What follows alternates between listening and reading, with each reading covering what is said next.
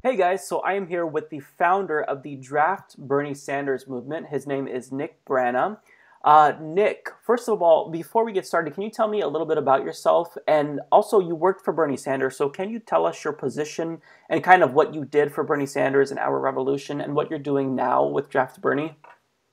Yeah, great to be here, Mike. Thanks for having me on. Thank you for Uh, being here, yeah. I was on. I joined the Bernie campaign, and I worked in national political outreach. I was the national political outreach coordinator, the deputy to the political director, and in that role, I did mostly outreach to the superdelegates, also outreach to other elected officials on the state, local level, all kinds, and as well as organizing Bernie's political meetings with them, trying to get, which is always kind of like pulling teeth with Bernie. You know, Bernie loved meeting with people, not so much with politicians. And then I also did some convention planning towards the end of the campaign. And after that, I went on to join our revolution as a founding member, as the electoral manager in charge of vetting and going through candidates for our revolution to endorse. Great, great. So can you tell me a little bit about the Draft Bernie cause, what it's doing, and why you formed Draft Bernie as someone who worked with Bernie Sanders before? What's the goal of this, and why are you doing this?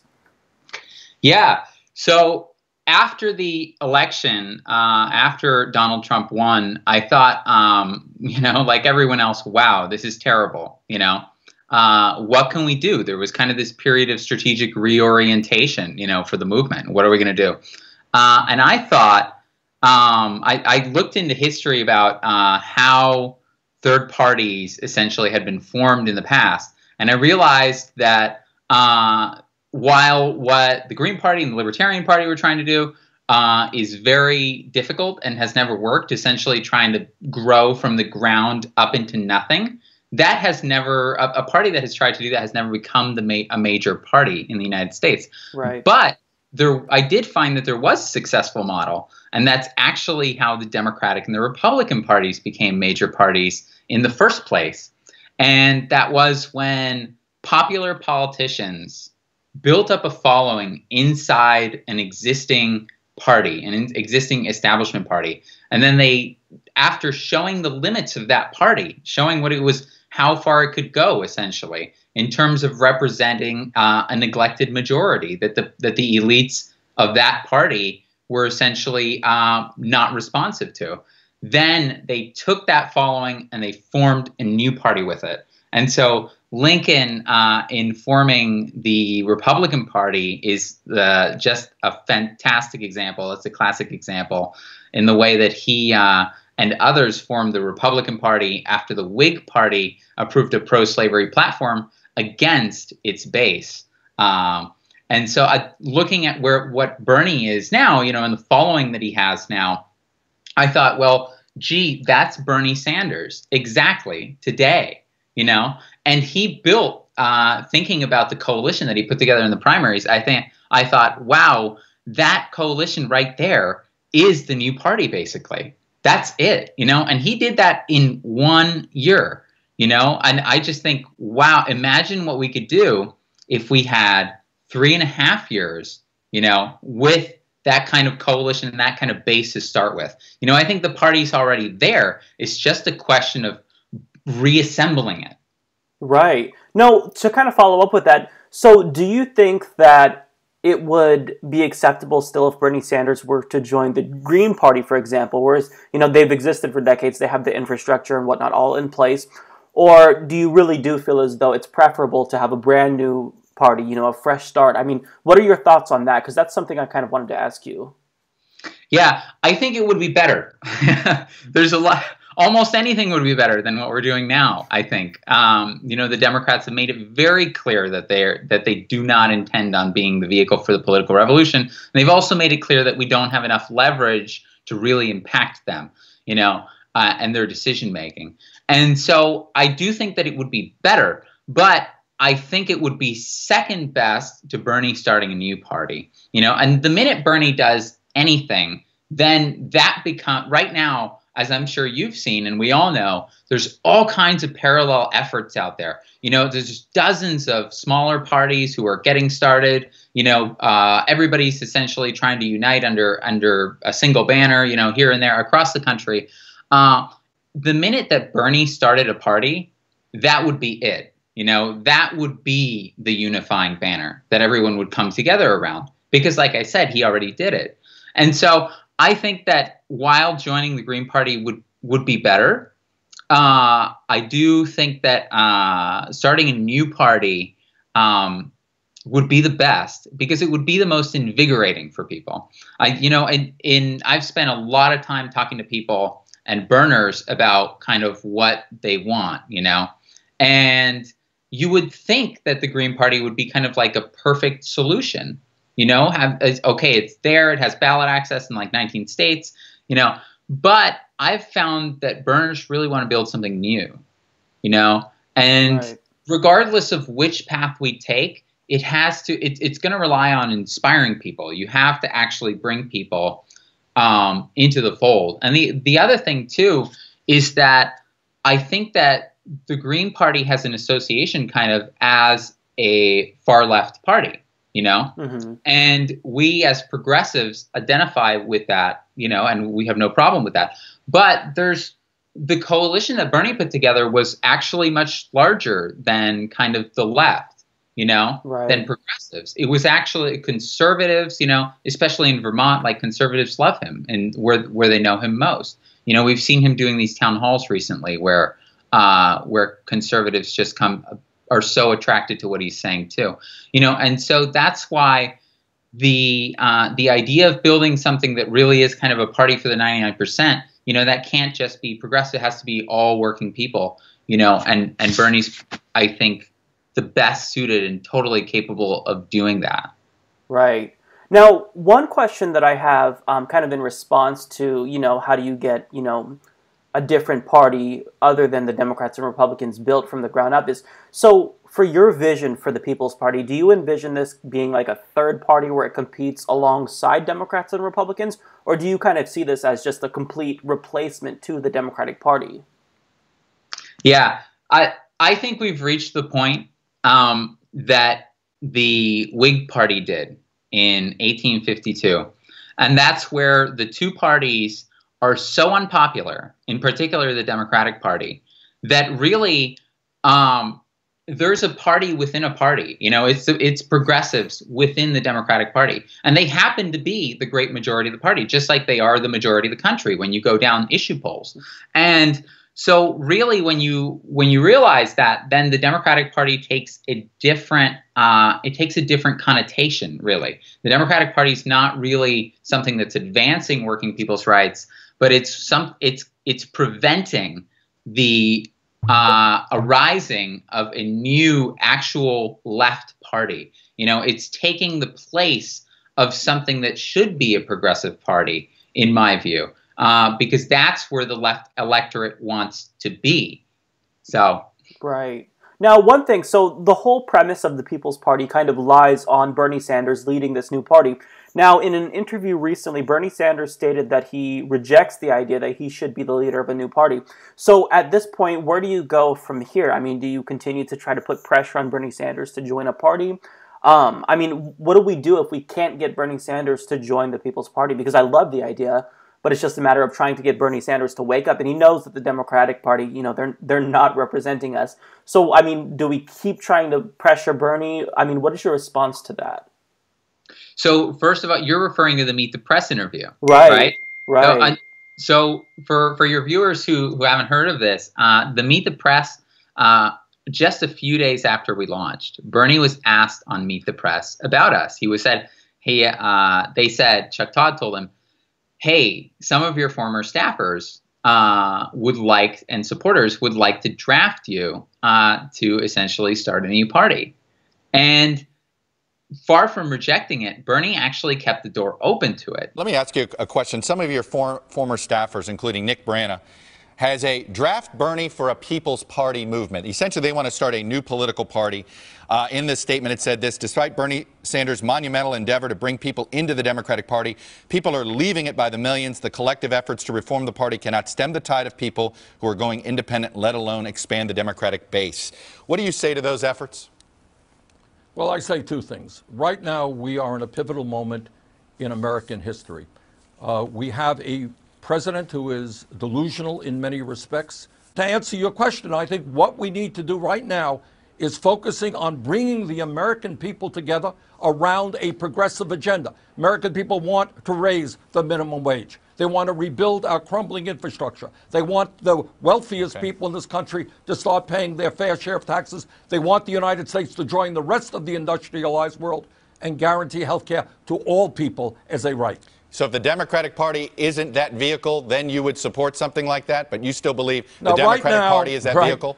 Right now, Chuck, I am working to bring fundamental reform to the Democratic Party, to open the doors of the Democratic Party to working people, to lower income people, to young people who have not felt welcome in the embrace of the Democratic Party. You know, when you go and watch the video, it's clear that Bernie said he did not reject it, rather. What he said is, I'm working in the Democratic Party right now, you know, and he's been saying that before, actually. And in the past, he's said that a third party is on the table. And despite Chuck Todd's attempt to get him essentially to rule that out, all he would say is, no, I'm working in the Democratic Party right now. He would not speak to the future, essentially. And so when you think, when you realize that, and when you put that in the context of what Bernie was trying to do at the time.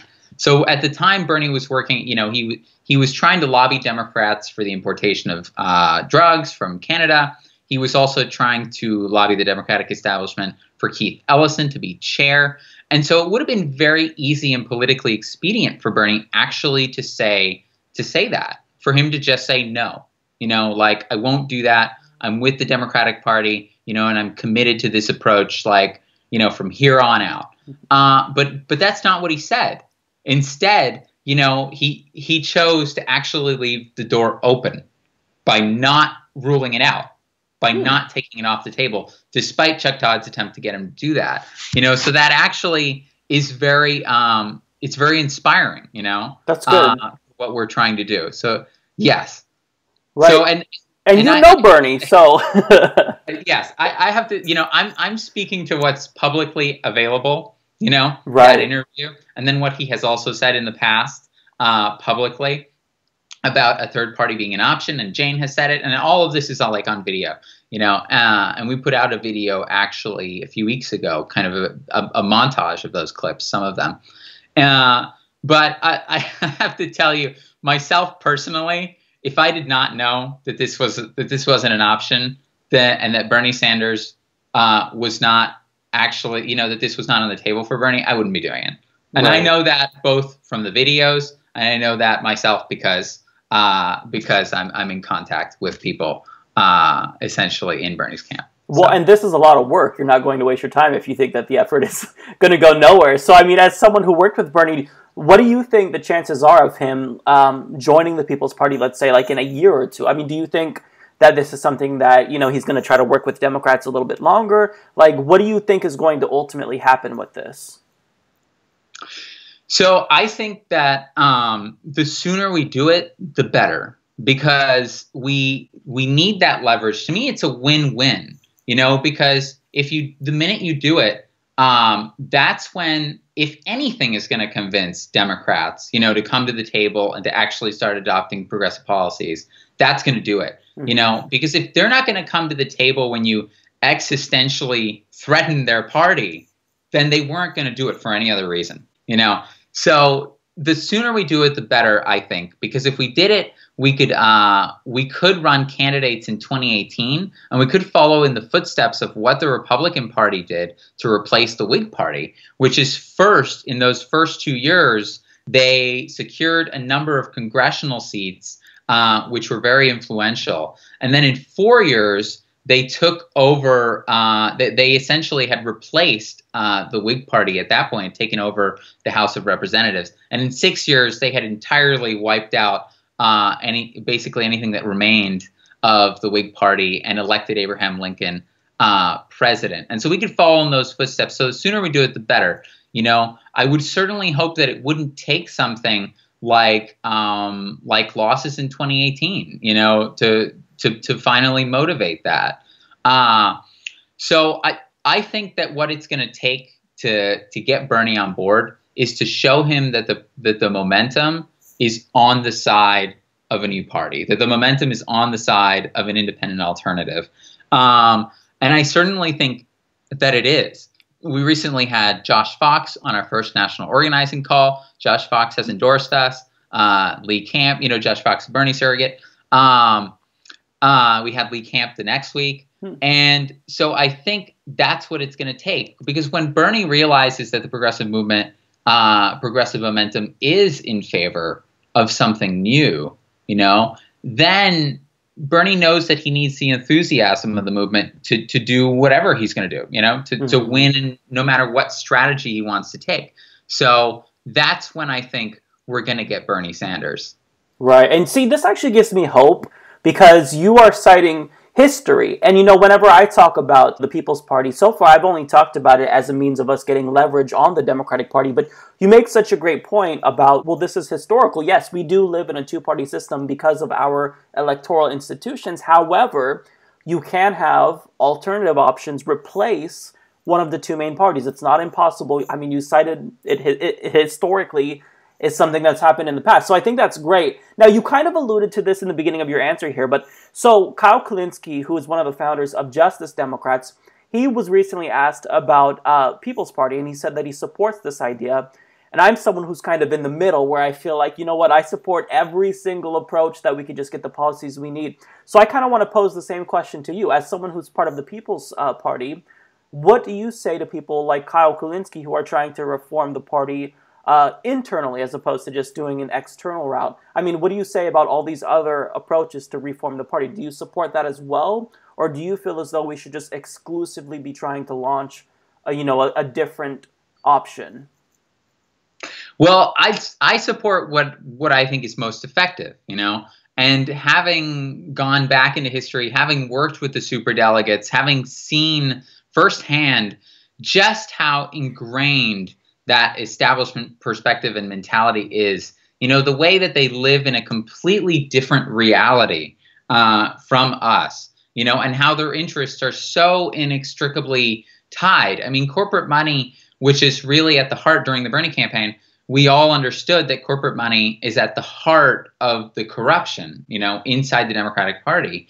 Well, what I see now in the Democratic Party is that eliminating corporate money, getting rid of lobbyist money, getting rid of super PAC, super PACs, coordination with super PACs, taking money from billionaires and corporations, the revolving door, ending all of that is not even on the table, So I think, how in the world are we supposed to take back our country and our government from the oligarchs if we're not even challenging those fundamental mechanisms of control, that they hold over the left party in the United States?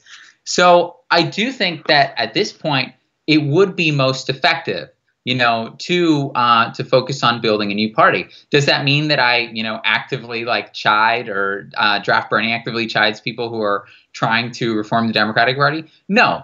Obviously, both of them are worthy endeavors.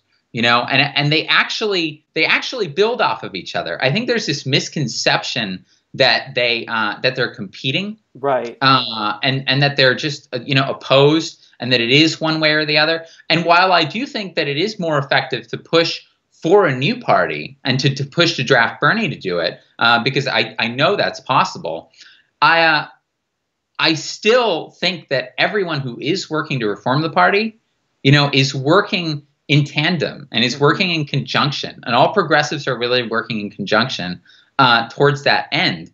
And another thing that I'd like to say is that I wrote you earlier mentioning that I think it's really important that progressives see this kind of strategic discussion in that way, and that we to not let it kind of deteriorate into acrimony or bitterness or something like that. So for us really to be at the table together discussing these things, I see Draft Bernie's role not as kind of demanding that everybody has to do one thing, rather, I think that what it is saying, here's the information, which a lot of people don't have. And when they find out, when they realize, hey, there's an alternative, there's historical precedent to it, we've seen what the Democrats are doing, then they think, well, gee, that sounds like a pretty good option.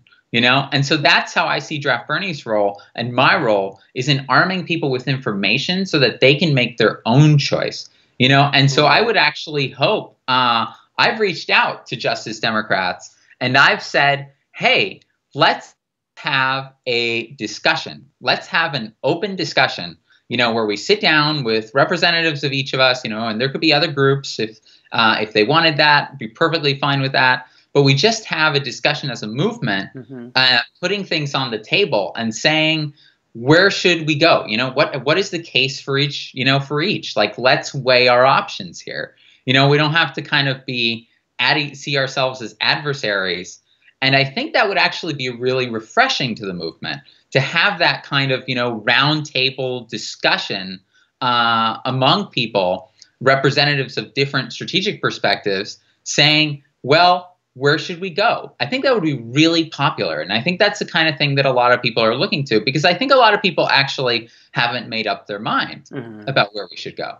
Right. And I think that you kind of make a really important point. It's that these different movements, they're not mutually exclusive. You don't have to subscribe to one. You don't have to choose, well, should I be with Justice Democrats or People's, or, the Draft Bernie People's Party? For me, I've kind of been, I've stated this before, I'm a kitchen sink approach. Let's throw everything at the wall and see what sticks. Because at the end of the day, I don't see them as competitors either. I think that's such a great point.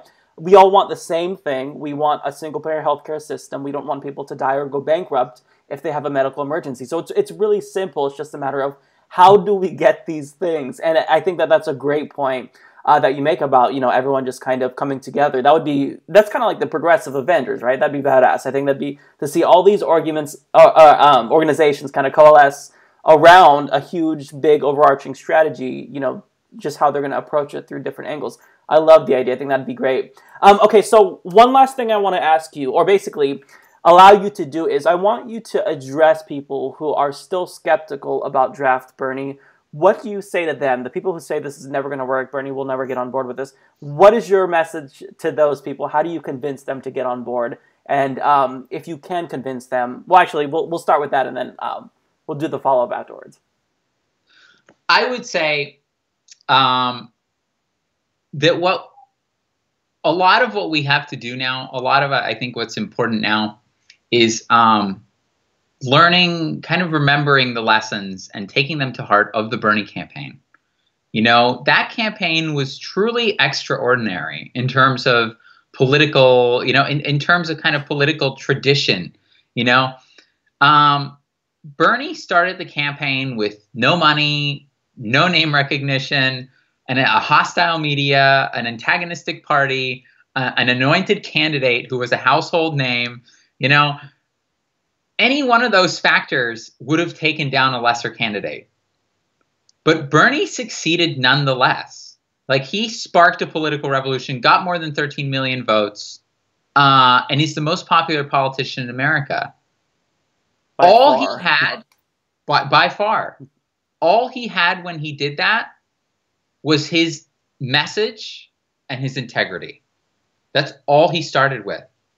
And I think it's really one of the most important things that we can take to heart now is the power of those things, So people fret over, but like, how do you get the money? How do you, win over the minority? How do you do all of these things? But just going back to that, we saw what we accomplished, and a lot of progressives wondered this before the Bernie campaign. They said, what if we just threw out the incrementalist logic and we just ran on our issues, without filtering them, just on our issues, unabashedly. And we saw what happened when Bernie did it. And so I would say that we need to keep that in mind. That's the power of what we did. And so I think that, along with everything else we've discussed, leads me to believe that integrity from which everything else sprung, Bernie's name recognition, his popularity, the money, the $250 million that we raised, everything came from that.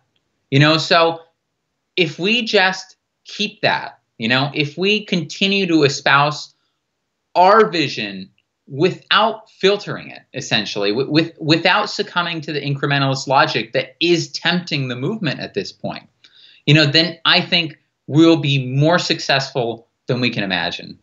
That's great. Okay, now the follow-up is, if you did convince people, which I think that you're making a very compelling argument, so how can we support Draft Bernie? I mean, what do we do from here if we want to get involved? Are there volunteer opportunities? Can people donate to Draft Bernie? I mean, what can we do to help this movement?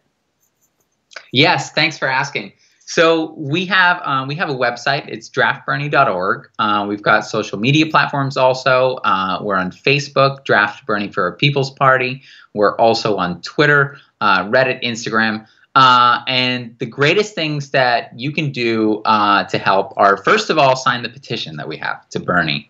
That is something that people around Bernie have said it will be convincing. If we can build that up and really show that. And so another thing that we're doing is we've got a field plan, and we actually just picked a number of state leads who will be leading canvassing weekly in those states to collect petition signatures on the ground.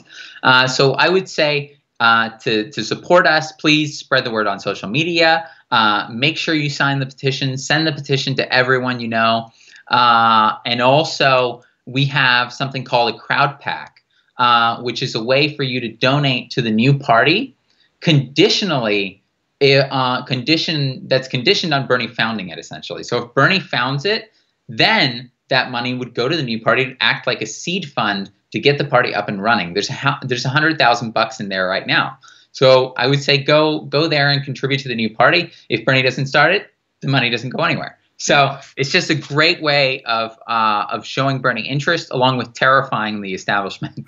All right. So, is there anything else you'd like to say? Well, thank you for bringing me on. Of course.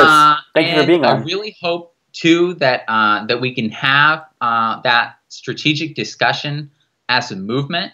I'm going to continue to reach out to Justice Democrats and say, let's sit down together, essentially. And let's go back and forth on what the pros and cons are on this.